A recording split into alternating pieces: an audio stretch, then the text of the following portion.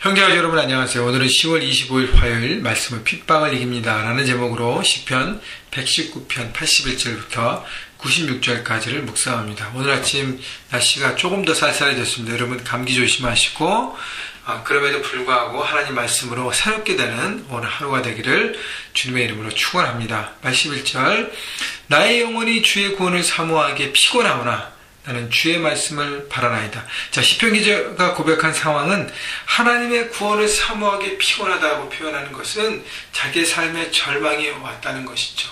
환경과 상황 가운데 핍박을 당하고 그 모든 것 때문에 고난을 경험하고 인생의 밑바닥을 경험하면서 여러 가지 어려운 그 시기에 하나님의 구원을 사모하기 어렵다고 표현하는 것이죠. 그때 뭘 바라봐요? 하나님 말씀을 바라나이다 라고 얘기합니다. 여러분, 절망의 상황 가운데 말씀을 바라볼 수 있는 그 능력, 그 자세는요, 평상시에 내가 말씀 앞에 얼마나 섰느냐에 따라서 결정 지어지는 것입니다. 그래서 이 큐티라는 것은 말씀을 체질화시키는 거예요. 내 삶에 자연스럽게 우리가 밥을 먹듯이 하나님 영혼의 양식을 먹는 것처럼 하나님 말씀을 날마다 이렇게 먹어가면서 체질화가 되면 내 상황이 어떨지라도 우리는 말씀 앞에 서고 말씀을 붙들고 그 기준 안에 살아가는 것이죠. 여러분, 그래서 중요한 것이 말씀을 매일매일 꾸준히 성실히 보면서 묵상하면서 내 삶에 적용하면서 여러분 삶의 체질화가 되어야 합니다. 그래서 오늘도 꿋꿋하게 말씀을 묵상하시고 기도하시고 말씀대로 삶의 현장에서 그걸 가지고 달려가셔서 적용하시면서 견고한 하나님의 사람이 되시기를 다시 한번 주님의 이름으로 축원합니다. 82절 나의 말이 주께서 언제나 나를 아니하실까 하면서 내 눈이 주의 말씀을 바라기에 피곤하나이다. 내가 연기 속에 가죽부대같이 되었으나 주의 일례들을 잊지 아니하나이다. 여러분 81절, 82절, 83절은 다 같은 상황을 똑같이 다른 표현으로 반복한 것입니다. 나의 말이 주께서 82절에 언제나 나를 아니하실까 하면서 내가 내 눈이 주의 말씀을 바라기에 피곤하나이다. 자, 하나님께 나를 언제 다시 지키시고 회복시켜 주시고 할까를 바라보면서 내가 많이 피곤하다고 얘기하는 것이죠. 어려움과 절망 가운데 있다고 얘기합니다. 그렇지만 연기 속에 가죽 부대같이 되었으나 결국은 절망 속에서도 그래도 하나님 말씀을 잊지 않았다는 것. 그것이 바로 말씀의 체질화가 되는 사람들의 모습인 것입니다. 84절 주의 종의 날이 얼마나 되나이까? 나를 핍박하는 자들을 주께서 언제나 심판하리니까. 시편 기자가 얼마나 고통과 절망이 심했냐면 하나님 내가 살아야 얼마나 살겠습니까? 라고 고백하는 거예요. 85절 주의 법들을 따르지 아니하는 교만한 자들이 나를 해하려고 웅덩이를 팠나이다. 세상 사람들, 자기를 공격하는 세상 사람들을 주의 법을 따르지 아니하는 교만한 자들이라고 표현합니다. 세상 사람들은 자기 삶의 주인이 자신이기 때문에 하나님을 거절하고 자기의 원함과 뜻대로 생각과 경험대로 살아갑니다. 그래서 교만한 자라고 표현하는 거예요. 그들이 나를 해하려고 웅덩이를 팠나이다. 그리고 그들이, 세상 사람들이 하나님의 말씀과 그 법과 정신으로 살아가는 내 삶에 자꾸 유혹을 주고 어려움을 주고 고통을 주는 것이죠.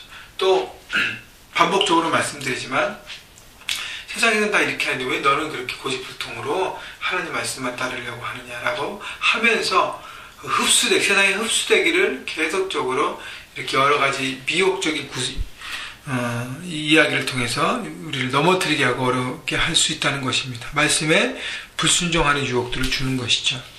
자, 그래서 모든 어려움들이 있는데 그래도 말씀을 붙들고 선다는 것이 시편 기자의 고백인데 86절 계속 볼까요?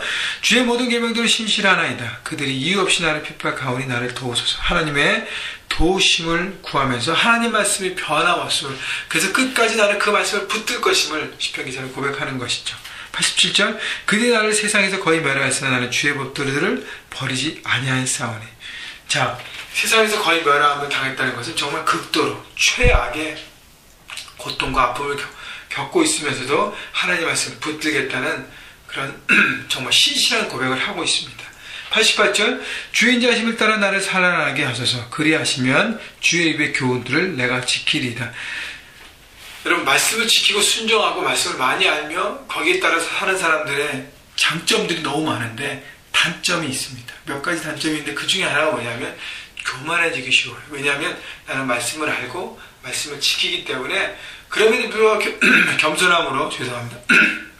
겸손함으로 이렇게 하나님의 은혜를 구해야 되는데, 말씀을 지킨다는 이유로, 말씀을 안다는 이유로 그렇게 하지 못하는 사람들을 어떻게 정죄하기 시작합니다. 왜 저 사람들 저렇게 살을까? 여러분, 그 정죄하는 마음이 바로 교만한 마음으로 시작해서 우리 안에 말씀을 어떻게 해요?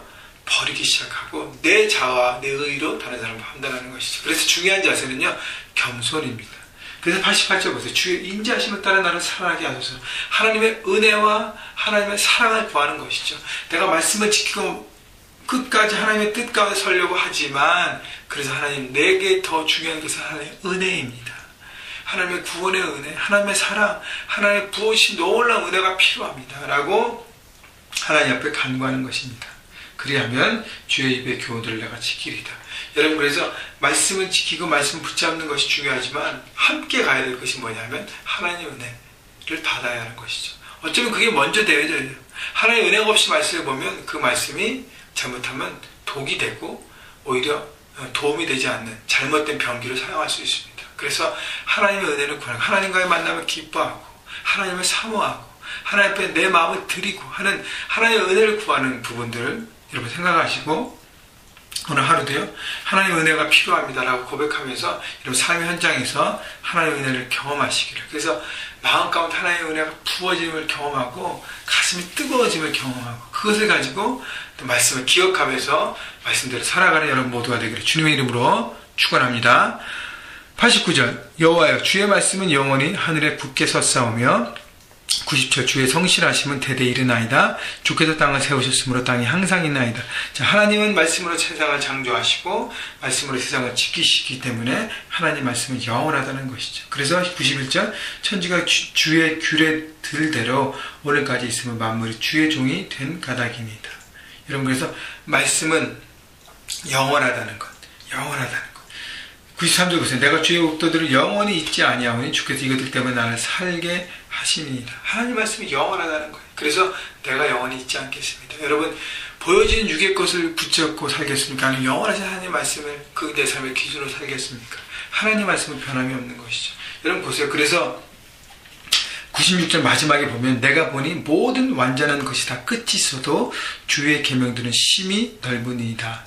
세상에 보여지는 모든 것들은 아무리 완전하다 해도 그것은 끝이 있고 결국 소멸되고 다 없어질 것입니다. 그러나 말씀만은 영원하다는 것입니다. 그래서 우리는 영원한 하나님의 말씀을 이렇게 매일매일 묵상하고 바라보고 영원하신 하나님을 생각하고 깨닫고 우리 삶에 적용하는 부분들이 얼마나 귀한 것인지 여러분 바라보시고, 여러분 말씀이 있는 사람입니다. 여러분 영원한 하나님의 말씀을 붙든 사람입니다. 그래서 어떠한 상황, 삶의 여러 가지 어려움과 바닥을 경험할지라도 이런 말씀 붙들고 일어나셔서 회복해 하시는 하나님의 능력을 붙들고 말씀으로 소생되고 말씀 안에 거하셔서 말씀대로 힘있게 그 능력 있게 살아가는 그 삶의 현장에 그리스도의 계절을 이뤄가는 여러분 모두가 되기를 주님의 이름으로 축원합니다.